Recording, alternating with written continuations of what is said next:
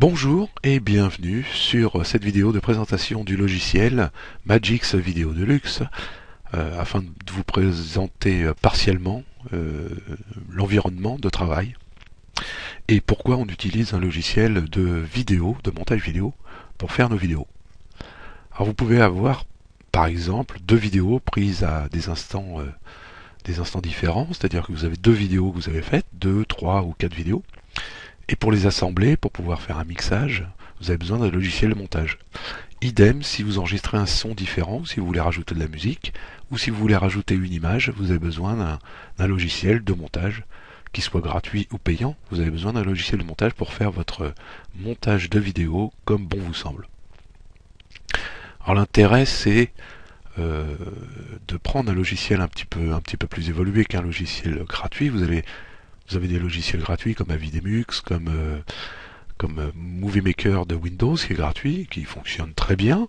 Ce sont des logiciels où vous pouvez faire pas mal de choses, mais il suffit que vous ayez un petit souci dans votre vidéo par exemple. Il suffit que vous ayez je vais dire un instant où vous parlez pas, où vous avez fait une erreur, ou voilà, vous avez trébuché. Si vous voulez couper cette vidéo au montage, c'est un petit peu plus compliqué, on va dire, dans les logiciels gratuit, souvent c'est pas vraiment intuitif, tandis que là, par exemple, on a juste voilà un petit curseur, on clique dessus, là où on est positionné, et on coupe le film, et on peut ajuster le film, etc. Mais on verra ça dans les autres vidéos. Là, pour découvrir en fait rapidement l'aspect du logiciel, cela vous permet de trouver vos repères, qu'on verra aussi dans les prochaines vidéos, hein, et vous ne serez pas perdu avec d'autres logiciels, car en général les logiciels sont tous faits de la même façon, hein. Les logiciels de montage ont tous au moins, au minimum, trois éléments. L'élément visuel de la vidéo, quand vous lisez une vidéo. Voilà. Vous avez les éléments où vous trouvez tous vos éléments, vos événements, c'est-à-dire les films, la musique, les images, etc., que vous pouvez insérer dans la timeline ici en bas pour faire votre montage vidéo.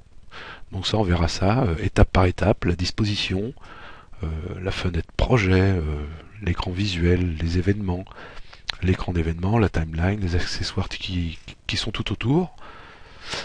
Par exemple, vous avez aussi la table de mixage, vous pouvez mixer les sons par piste. Voilà, vous pouvez en fait augmenter les sons par piste ou alors les modifier, etc., etc.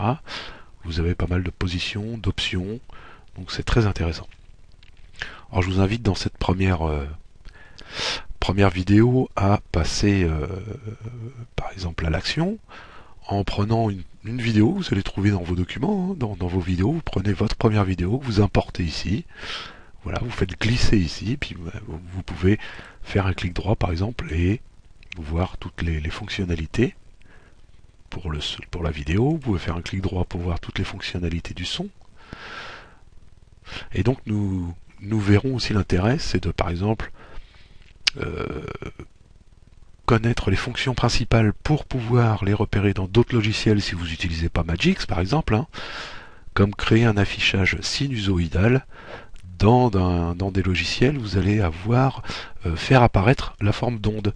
Par exemple, si vous regardez sur le logiciel gratuit, je disais, de Microsoft, vous avez faire apparaître la forme d'onde. Et ici, c'est créer un affichage sinusoïdal.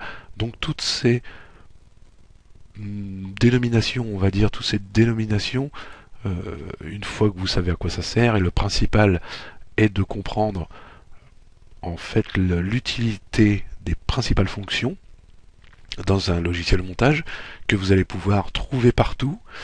Et nous allons aussi nous attacher, par exemple, comme dans ce logiciel là, vous avez des raccourcis ici, comme pour le son et la piste, débrayer la piste vidéo, débrayer le son. L'intérêt c'est de pouvoir le faire manuellement pour qu'on puisse le faire dans n'importe quel logiciel, parce que par exemple dans un autre logiciel vous n'allez pas avoir ici des fonctions ici. Donc vous voyez, avec les clics droits on va pouvoir trouver les bonnes options et savoir comment faire. Et en général, comme dans tous les logiciels, vous avez aussi le menu tout en haut qui vous permet de trouver toutes les fonctions selon la piste que vous avez sélectionnée. Donc on verra ça dans les prochaines vidéos, à savoir À savoir, la prochaine vidéo, on va déjà organiser les dossiers sous Windows, hein, ou vous pouvez le faire aussi si vous êtes sous Apple, pour pouvoir retrouver chaque élément à chaque fois que vous en avez besoin, pour éviter d'éparpiller tous les éléments. Je vous retrouve dans la prochaine vidéo.